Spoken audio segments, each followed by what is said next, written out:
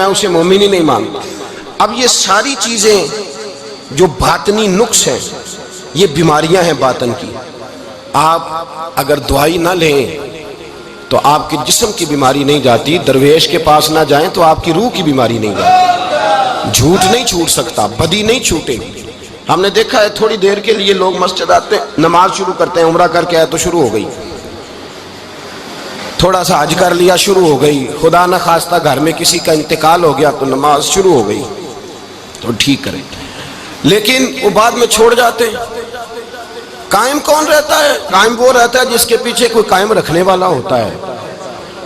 Mobile بند ہو جاتا ہے اگر بیٹری اس کی چارج، ہم اللہ والوں کے پاس جاتے ہیں، ان کی 2 باتیں بیٹری چارج کر دیتی ہیں۔ وہ ہمیں بتاتے ہیں کہ جینا کس طرح ہے، انسانیت کیسے تم نے اپنے اندر پیدا کرنی ہے، تم نے اللہ سے ڈرنا کس طرح۔ ان کی باتیں دلوں کو نرم کرتی، ان کی